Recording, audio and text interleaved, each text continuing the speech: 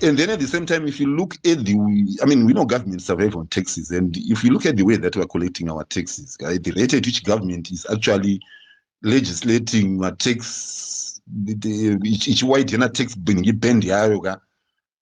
is becoming too much.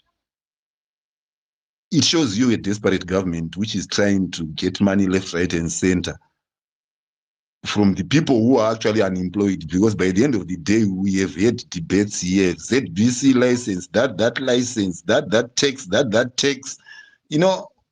things are just not well. In an age and era whereby social media is actually dominating, we are actually trying to run a propaganda machinery which is not actually generating any money, but yet is surviving on taxes. That must actually tell you something. Because now, if the people are supposed now to subsidize their own from their own pockets without the government actually trying to do that, bail out an entity like ZBC, something is wrong. There are people who are saying they are employed in sectors there, but basically they're just answerable to the people. They're just like the children of those people who are poor and actually being taxed to death. Welcome to Zim One, a platform where every voice matters and every idea counts. This is a space dedicated to nation building, shaped by the thoughts, hopes, and lived experiences of the people of Zimbabwe. From the streets to the classrooms, from farms to factories, from elders to the youth, we bring together brilliant points from different gatherings of citizens across our nation. These are conversations rooted in reality, driven by patriotism, and guided by the belief that Zimbabwe's future is built by its people. Here, we listen, we reflect, and we share ideas that inspire unity, progress, and sustainable development. This channel is not about politics alone. It is about solutions. Not about division, but about collective responsibility. Join us as Zimbabweans from all walks of life contribute insights that strengthen our communities, uplift our nation, and shape the Zimbabwe we all want to see. This is our voice. This is our vision. This is nation building together.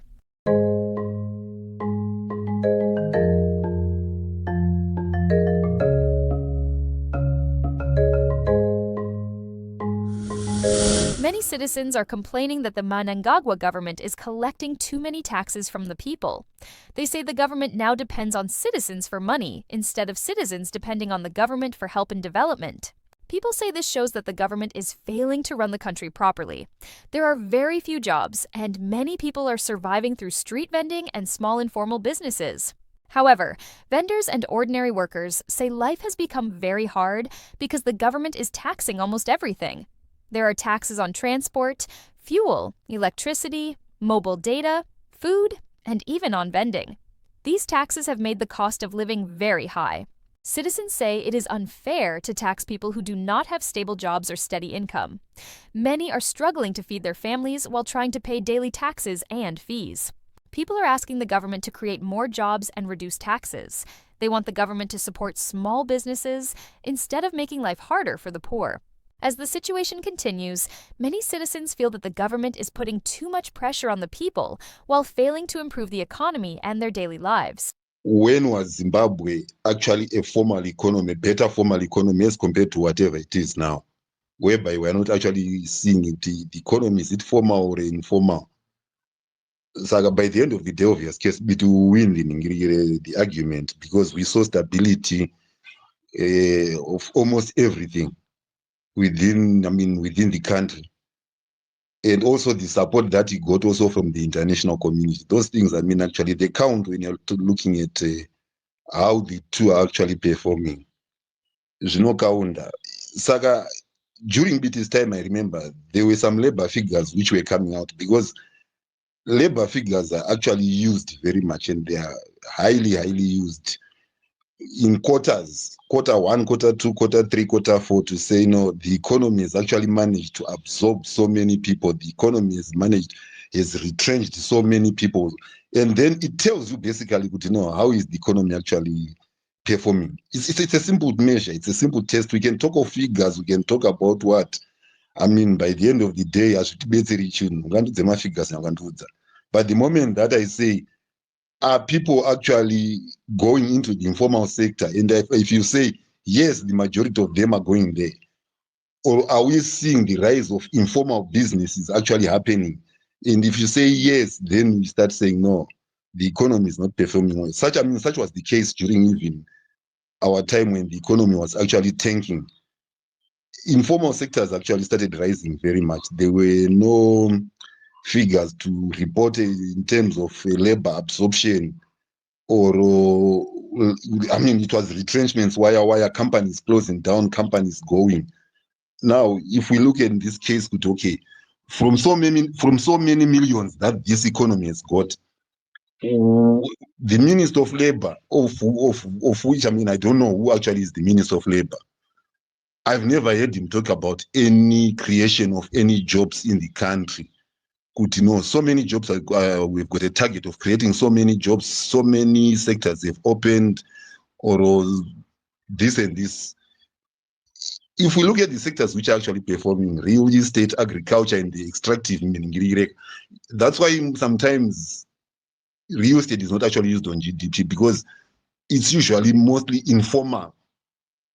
So there are times when people will be saying, no, people are building, but it doesn't mean that the country is growing. People might be taking advantage of a system with, okay, this is cheaper in terms of whatever exchange rates, then they do whatever that they've got to do. So the rise in informal sector actually basically tells us, look here, nothing is actually happening. And also the failure to have proper policies which can speak to the local people, yet they speak contrary to the expatriates like the Chinese.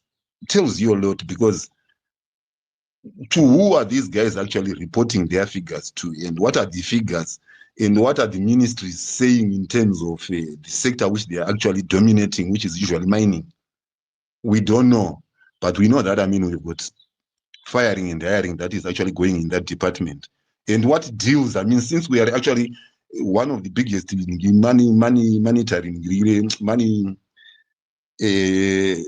economy savers in the extractive industry, how much is going out? How much are we actually having? And how much foreign currency is actually being realized? That is, we don't know. By the end of the day, if you want to tell the truth, probably Alexia, that AI in the speaker, can actually do far much better. Because in Zimbabwe, most of the things, we don't know the figures, we don't hear the figures. Even if you go and try and find out from the person who is responsible. I've never heard of, I don't know who is the Minister of Labor. Maybe some of you know. But I know that there must be somebody in that ministry there who is supposed to be delivering.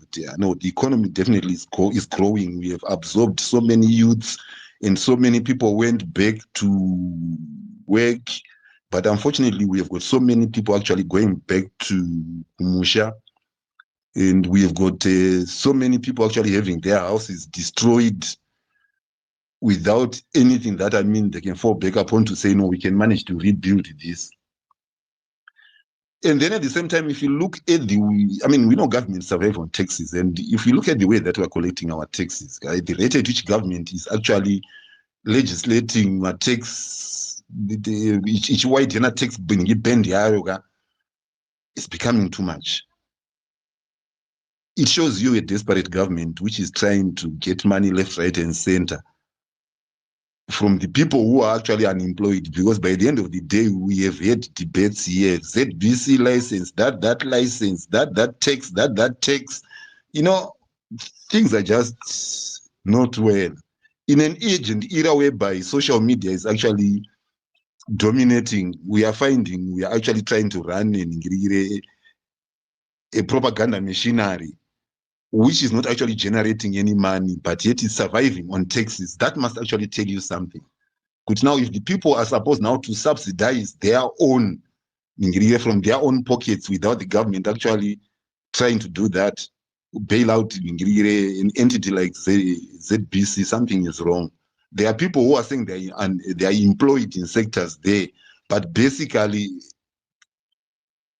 they're just answerable to the people. They're just like the children of those people who are poor and actually being taxed to death, because they just want to maintain a status quo, and the party actually knows that it needs that propaganda machinery in order to survive and actually spread out its information. Saga, the way the tax actually is being collected, it's a desperate government that is trying to survive. You look at the things like the Munumutapa Fund, if you've got a fund that has got money, nothing is actually happening in terms of improvement of lives, be it civil servants to whatever.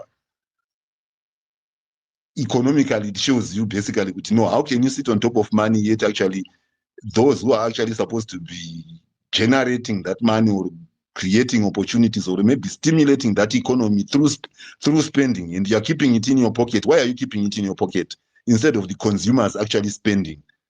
You have become the consumer now. You're the consumer of cars, and we don't even have an industry of cars. This is the funny thing, because that money, if the economy was actually being stimulated, our balance of payments would actually be great. But we are seeing flight of capital and actually being dealt in one place. But this capital is only dealt in one place, and it actually flies out through one place. Then we talk of actually an economy that is functioning. It's not functioning. No policies, no RBZ can tell you the truth. Minister of Finance, money is just being printed, replacing some of those. Right now, if you say, where is the Munumutapa Fund? What can Parliament say about it? Is there an oversight over it to say, no, the economy actually of Zimbabwe is in a healthy state, to say, if this man goes, we can say, no, this country actually is going to continue. No, currently, even probably some in ZANU-PF are afraid, because they know that this man is actually in one man's pocket. And if that man goes, how will they jumpstart that economy? Because they know that they are clueless. That is an obvious thing.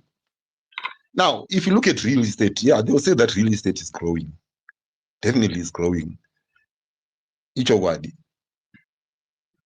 But who is actually pushing the real estate actually to grow? You find that probably is diasporans. Diasporans don't stay there. They are just only fueling that growth, which is momentarily. It's not. That's why real estate so it's actually momentarily. And on that momentarily, it doesn't cover the aspect of labor absorption, because remember, most of the things, the guys who will be in the diaspora will be looking for cheap labor, and cheap labor which is not actually receipted. It's off the books. Saga, as much as you'll be saying that, no, we are building houses, but how much taxes are you deriving out of it? Sorry. Property tax. Because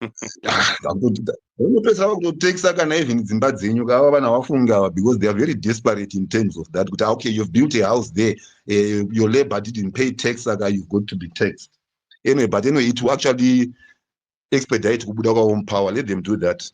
Let them take that as an ingredient. It's actually on the card. There is a proposed housing tax. You see? Last year, I think. Now meaning it's a hidden way of actually taxing for that labor. Probably they'll say we are justified to tax this labor because it's not being reported on the balance sheet. But of which, when you do that, obvious case, it will actually be expediting it will be expediting the removal of ZANU-PF from power. Saga, in terms of that, it's not in some sort. Yes, we have got land, we have got everything. Zimbabwe is one overpriced economy, we don't want to lie. From land to whatever. Even the houses, they are overpriced in Zimbabwe. I always hear people say, I don't know, I always say, you are playing around with land barons with people who actually went and took all the land in Harare, and this is how they are surviving by your means, and you are watching them speculate on you.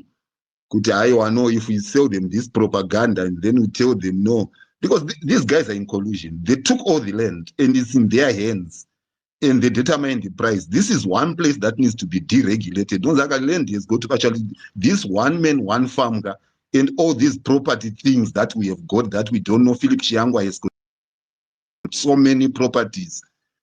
It needs to be redressed in Zimbabwe.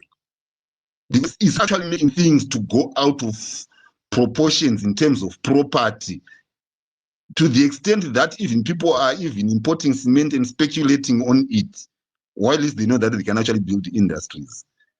Saka, if you see yourself closing an industry and then going to import something, understand that your economy is not actually functioning. Yes, it's being said it's growing in the negative growth. Maybe they say the 6 minus 6, they forgot to say no, it's minus 12. They thought that they were going on an upward trend instead of a negative trend. Because this thing is growing within the negative band. We're not actually seeing what it's actually benefiting the people, be it an improvement in roads building, be it an improvement in food prices, be it an improvement. I mean, this is a party that is even failing to run. My shopping center, okay, stores are closing, where people buy food, and then we say that the economy is actually improving. The problem is we've got an economy which has become an extension of also global neocons also. So as long as we don't produce now, we are going actually to be a dependent economy, and whereby such a system actually exists, you know that your balance of payments will always be in a negative zone. So whatever we make in primary materials, agriculture, or whatever, is actually cancelled out by actually whatever we import. We will never actually realize those gains. And in a case whereby there is no actually a RBZ to tell us, you know, how the monetary policy and whatever is supposed to be injected is in the M categories is actually going, we are just flying blind, and we are just talking on of an economy which is not an economy. But yes, newspaper, but these guys, they know what they're talking about because they're running a corrupt system. They're running saga creative accounting or whatever is required, but the reality on the ground,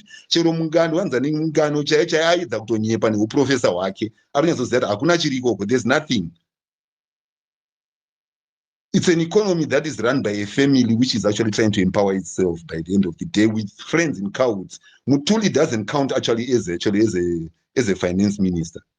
He counts actually as somebody who is aiding and abetting a corrupt system without actually giving a true reflection and actually exacerbating that the taxation system to such an extent that people can't actually breathe now in taxes. We sometimes ask, how do you actually survive in such a country?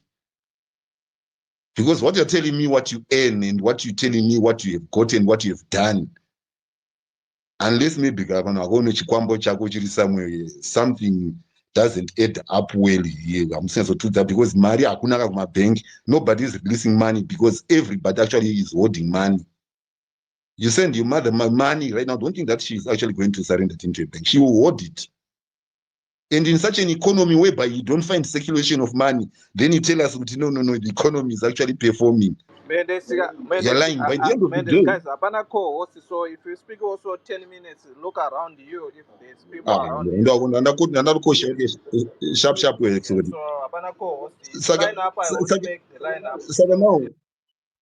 Okay, let me just finish. So now, if kana mune economy yekuti iri stimulated, why is it that there's no emergence of a middle class? There's no emergence of a middle class because if you're stimulating the economy, the money is circulating, the emergence of a middle class automatically happens. These are the people, the artisans, the engineers, the nurses, the doctors. These are the people who go and hire those ones in the poor class and say, listen, I need a hedge, I need my loan to be cut, I need this. Those ones also aspire also to become like them, and those in the middle class graduate now to go now to that big. But in Zimbabwe, we've got a poor class and then simply a rich class, and then in between here, it's houses which are just standing on properties there in Zimbabwe, and the owners are actually sitting in the diaspora, most of them. And they're also trying now to generate an income and revenue out of it. It's like, it's a topic not worth discussing, actually. We don't want to lie, but it's a topic I would know we can spend the day to trip but it's okay, it's good. It's not a bad topic. But as far as Mtuli is concerned and Mnangagwa is concerned, they failed, they've got to go. Because the thing that is supposed actually to stimulate the economy is actually controlled by that man, Mnangagwa. Fuel. That fuel, the moment that he plays around with it, whatever gains that you've made within the system is actually eroded. Saga, what economy are you talking about when the president actually controls fuel with his chummy who wants to be a president? It's a topic worth discussing, but it's not worth discussing at the same time. Thanks a lot.